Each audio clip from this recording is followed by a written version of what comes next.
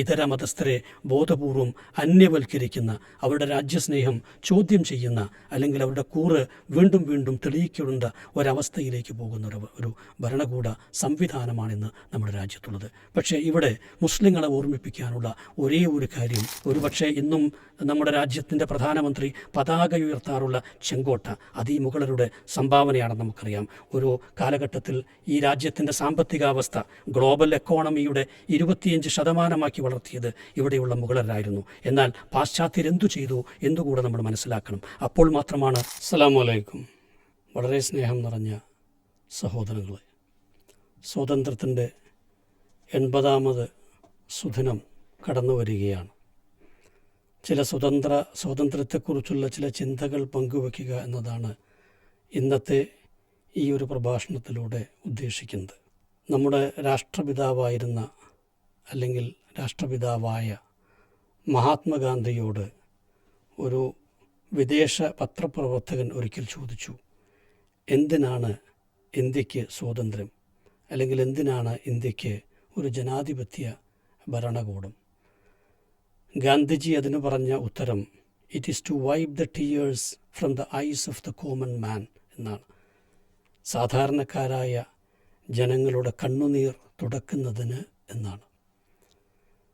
മറ്റൊരിക്കൽ ഗാന്ധിജി നെഹ്റുവും ജിന്നയും തമ്മിൽ അധികാര വടംവലിയുണ്ട്, അല്ലെങ്കിൽ പ്രധാനമന്ത്രിയാകേണ്ടത് ആരാണ് എന്ന കാര്യത്തിൽ ചില തർക്കങ്ങൾ നിലനിൽക്കുന്നു എന്ന വാർത്ത കേട്ടപ്പോൾ മഹാത്മാഗാന്ധിയുടെ അതിനുള്ള ഉത്തരം, എങ്കിൽ ജിന്ന പ്രധാനമന്ത്രിയാകട്ടെ എന്നായിരുന്നു.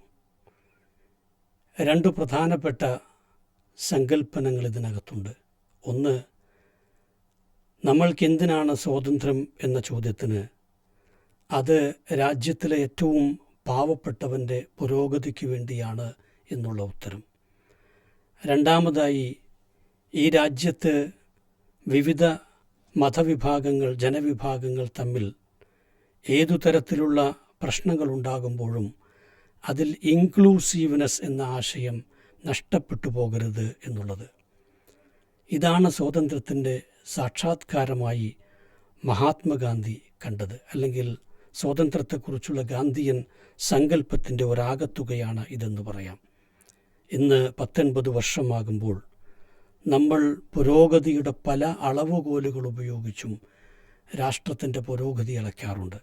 പ്രധാനമായും പട്ടിണിയുടെ കാര്യത്തിൽ, ആളോഹരി വരുമാനത്തിൻ്റെ കാര്യത്തിൽ, ജനങ്ങൾക്കെല്ലാം പാർപ്പിടമുണ്ടോ എന്നുള്ളത്, വെളിയിടങ്ങൾ ഇല്ലാതെയായോ എന്നുള്ളത്, ചേരിപ്രദേശങ്ങൾ ഇല്ലാതെയായോ എന്നുള്ളത്, സാർവത്രികമായ വിദ്യാഭ്യാസം ലഭ്യമാകുന്നുണ്ടോ എന്നുള്ളത്, എല്ലാവർക്കും സാമാന്യനുള്ള ഗതാഗത സൗകര്യങ്ങൾ ലഭ്യമാകുന്നുണ്ടോ, നിശ്ചിത അകലത്തിൽ ആരോഗ്യ സംരക്ഷണത്തിനുള്ള കേന്ദ്രങ്ങളുണ്ടോ എന്നുള്ളത്, അതുപോലെ തന്നെ ശുദ്ധജലത്തിൻ്റെ ലഭ്യത, തൊഴിൽ ലഭിക്കുന്ന വേതനം, കുഞ്ഞുങ്ങളുടെ മരണനിരക്ക്, രാജ്യത്തെ ജനങ്ങളുടെ ആയുർദൈർഘ്യം, സുസ്ഥിര വളർച്ച, സുരക്ഷിതത്വം, പൗര സംരക്ഷണം, അവകാശ സംരക്ഷണങ്ങൾ, ജനങ്ങൾക്ക് എത്രമാത്രം നീതി ലഭ്യമാകുന്നുണ്ട്, എത്രമാത്രം സമാധാനത്തോടെ ആളുകൾക്ക് ജീവിക്കാൻ കഴിയുന്നുണ്ട്, എത്രമാത്രം ഒരു രാജ്യത്ത്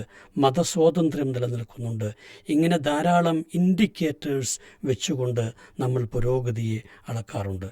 സ്വാഭാവികമായും ഇതിലേതെങ്കിലുമൊക്കെ ചില, അല്ലെങ്കിൽ മഹാത്മാഗാന്ധി മാത്രം ചൂണ്ടിക്കാണിച്ച 1-2 ഇൻഡിക്കേറ്റേഴ്സ് വെച്ചുകൊണ്ട് നമ്മൾ അളക്കാൻ ശ്രമിച്ചാൽ ഇന്ന് നമ്മൾ കാണുന്ന ഏറ്റവും വലിയ ഒരു അസന്തുലിതത്വം സമ്പത്തിൻ്റെ അസന്തുലിതമായ വിതരണം എന്നുള്ളതാണ്.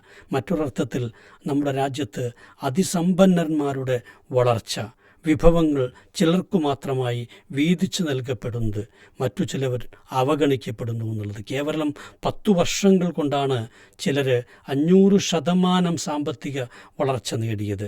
കാടുകളും മലകളും ദ്വീപുകളുമൊക്കെ പലർക്കും പതിച്ചു കൊടുക്കപ്പെടുന്നു.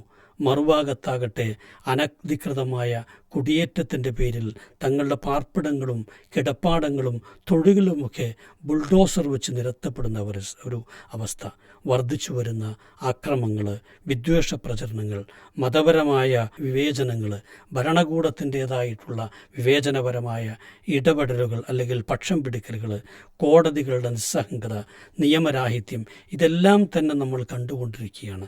ഇത് മുസ്ലിങ്ങൾക്കെതിരെ മാത്രമല്ല, ഇപ്പോൾ ക്രിസ്ത്യാനികൾക്കെതിരെ, മറ്റൊരു മതന്യൂനപക്ഷമായ ക്രിസ്ത്യാനികൾക്കെതിരെയും വ്യാപകമായി ഇതെല്ലാം നടക്കുന്നുണ്ട്. നമ്മൾ അല്പം വർഷങ്ങൾക്ക് മുൻപ് തന്നെ കണ്ടു, വിവേചനപരമായൊരു പൗരത്വ നിയമ ബില്ല്, വോട്ടേഴ്സ് ലിസ്റ്റിൽ നിന്ന് വിദേശികളെന്ന പേരിൽ ആളുകളുടെ പേരുകൾ വെട്ടിമാറ്റുന്നത്. മറ്റൊരു ഏറ്റവും ഭയാനകരമായ ഒരു കാര്യം, 14% 18% ഈ ജനസംഖ്യയുടെ ഭാഗമായ മുസ്ലിങ്ങളിൽ നിന്ന് അവരുടെ റെപ്രസെൻറ്റേറ്റീവായിക്കൊണ്ട് ഒരൊറ്റ മന്ത്രി പോലുമില്ലാത്ത ഒരു കേന്ദ്ര മന്ത്രിസഭ അധികാരത്തിലിരിക്കുന്നുള്ളത് ഇതര മതസ്ഥരെ ബോധപൂർവം അന്യവൽക്കരിക്കുന്ന, അവരുടെ രാജ്യസ്നേഹം ചോദ്യം ചെയ്യുന്ന, അല്ലെങ്കിൽ അവരുടെ കൂറ് വീണ്ടും വീണ്ടും തെളിയിക്കേണ്ട ഒരവസ്ഥയിലേക്ക് പോകുന്ന ഒരു ഭരണകൂട സംവിധാനമാണിന്ന് നമ്മുടെ രാജ്യത്തുള്ളത്. പക്ഷേ ഇവിടെ മുസ്ലിങ്ങളെ ഓർമ്മിപ്പിക്കാനുള്ള ഒരേ ഒരു കാര്യം, നമ്മുടെ സ്വതബോധം ഒരു കാരണവശാലും നഷ്ടപ്പെട്ടു പോകരുത് എന്നുള്ളതാണ്. അഭിമാനബോധം, ഈ രാജ്യത്തിൻ്റെ ഭാഗമാണ് എന്നുള്ളത്, തങ്ങൾ ഈ രാജ്യത്തിൻ്റെ അവകാശികളാണ് എന്നുള്ളത്, ഇവിടുത്തെ പൗരന്മാരാണ് എന്നുള്ള ആത്മാഭിമാനം ഒരിക്കലും മുസ്ലിങ്ങൾ കൈവിടാൻ പാടില്ല. അത്തരമൊരു വിശ്വാസത്തിൽ നിന്ന് മുസ്ലിങ്ങൾ വ്യതിചലിച്ചാൽ അവരുടെ ശക്തി യഥാർത്ഥത്തിൽ ചോർന്നു പോവുകയാണ് ചെയ്യുക. പലപ്പോഴും മുസ്ലിങ്ങളെ ഇവിടേക്ക് വന്ന വൈദേശികരായ കയ്യേറ്റക്കാരുടെ അല്ലെങ്കിൽ ഈ രാജ്യത്തെ ആക്രമിച്ച ഭരണകൂടങ്ങളുടെ പിൻഗാമികളായി പറയാറുണ്ട്. പക്ഷെ നമുക്കറിയാം, ഈ പറയുന്ന കോടിക്കണക്കിന് മനുഷ്യർ ഒരിക്കലും അവരുടെ പിൻഗാമികളല്ല, മറിച്ച് ഈ നാട്ടിൽ തന്നെ ജീവിച്ച, ഈ നാട്ടിൽ തന്നെ ജനിച്ചു വളർന്ന, ഇവിടെ തന്നെ ഉണ്ടായിരുന്ന പൂർവീകരുടെ പിൻഗാമികളാണ് എന്നതിൽ യാതൊരു സംശയവുമില്ല. ഒരുപക്ഷെ തങ്ങളുടെ വിശ്വാസങ്ങൾ അവർ മാറിയിട്ടുണ്ടായിരിക്കാം, എന്നാൽ അവരൊരിക്കലും തന്നെ ഇന്ത്യ എന്ന് പറയുന്ന ഈ ഒരു രാജ്യത്തല്ലാതെ മറ്റെവിടെയും ജീവിച്ചിട്ടില്ല എന്ന് നമ്മൾക്ക് അറിയാവുന്നതാണ്. ഇനി മറ്റൊരു കാര്യം കൂടെ നോക്കുക, ഇവരാരെങ്കിലും അക്രമകാരികളായിരുന്നു? ഈ സുൽത്താനേറ്റിലെയും അല്ലെങ്കിൽ ഖിൽജികളും അതുപോലെ നമ്മുടെ മുഗളരുമൊക്കെ ഇവർ യഥാർത്ഥത്തിൽ ഈ രാജ്യത്ത് വരികയും അങ്ങനെ ഇവിടെ തന്നെ ജീവിക്കുകയും ഇവിടെ മരിക്കുകയും ചെയ്തവരാണ്. അവരുടെ കബറിടങ്ങൾ, അവർ പണിത കൊട്ടാരങ്ങൾ, അവർ പണിത സ്മാരകങ്ങൾ, അവർ നടത്തിയ പരിഷ്കാരങ്ങൾ, ഇതെല്ലാം നമ്മൾക്കിന്നും കാണുവാൻ കഴിയും. മാത്രവുമല്ല, ഒരുപക്ഷെ ഇന്നും നമ്മുടെ രാജ്യത്തിൻ്റെ പ്രധാനമന്ത്രി പതാക ഉയർത്താറുള്ള ചെങ്കോട്ട, അത് ഈ മുഗളരുടെ സംഭാവനയാണെന്ന് നമുക്കറിയാം. ഒരു കാലഘട്ടത്തിൽ ഈ രാജ്യത്തിൻ്റെ സാമ്പത്തികാവസ്ഥ ഗ്ലോബൽ എക്കോണമിയുടെ 25% വളർത്തിയത് ഇവിടെയുള്ള മുഗളരായിരുന്നു. എന്നാൽ പാശ്ചാത്യരെന്തു ചെയ്തു എന്നുകൂടെ നമ്മൾ മനസ്സിലാക്കണം. അപ്പോൾ മാത്രമാണ് ആരാണ് വിദേശികൾ, ആരാണ് കൊള്ളക്കാർ എന്ന് നമുക്ക് മനസ്സിലാവുക. 1765 മുതൽ 1938 വരെയുള്ള കാലഘട്ടത്തിൽ $45 ട്രില്യൺ തുല്യമായ സംഖ്യ വെൽത്ത് ഈ രാജ്യത്തു നിന്നും ബ്രിട്ടീഷുകാർ മാത്രം കൊള്ളയടിച്ചു എന്നാണ്. മറ്റൊരു കണക്ക് പറയുന്നത് 1765 മുതൽ 1900 വരെ $65 ട്രില്യൺ കൊള്ളയടിച്ചു എന്നാണ്. എന്തായാലും ഇന്ത്യൻ ഗ്ലോബൽ എക്കോണമി ഈ വർഷം കൊണ്ട് 947 ആയപ്പോഴേക്കും 4% കുറഞ്ഞു എന്നാണ്. അതുകൊണ്ട് തന്നെ ആരായിരുന്നു കൊള്ളക്കാർ എന്ന് നമുക്ക് മനസ്സിലാകും. ഇനി അവർക്കെതിരെ സ്വാതന്ത്ര്യ സമരത്തിൽ പങ്കെടുത്ത സൂഫി പ്രസ്ഥാനവും സലഫി പ്രസ്ഥാനങ്ങളുമെല്ലാം തന്നെ നടത്തിയ കലാപങ്ങൾ, 1857 നടന്ന കലാപം, അതിനകത്ത് തീർച്ചയായും മുസ്ലിങ്ങളുടെ പങ്ക് നിസ്തർക്കമാണ്. ഒടുവിൽ അന്ന് കലാപത്തിലേർപ്പെട്ടവർ മുസ്ലിം മുഗൾ ഭരണാധികാരിയായിരുന്ന ബഹദൂർ ഷാ സഫറിനെ വീണ്ടും അധികാരത്തിലേക്ക് കൊണ്ടുവരാൻ ആഗ്രഹിച്ചത് എന്തുകൊണ്ടെന്ന് നമുക്കറിയാം. തൂക്കിക്കൊല്ലപ്പെട്ട എണ്ണമറ്റ രക്തസാക്ഷികളിൽ മുസ്ലിങ്ങളുണ്ടോ നമുക്കറിയാം.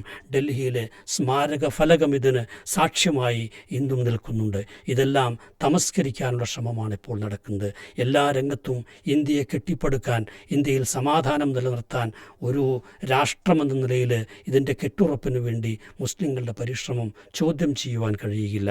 അതുകൊണ്ട് തന്നെ മുസ്ലിങ്ങളോട് നമ്മൾക്ക് പറയാനുള്ള ഒരേ ഒരു കാര്യം, നമ്മൾ അഭിമാനബോധത്തോടെയാണ് ജീവിക്കേണ്ടത്.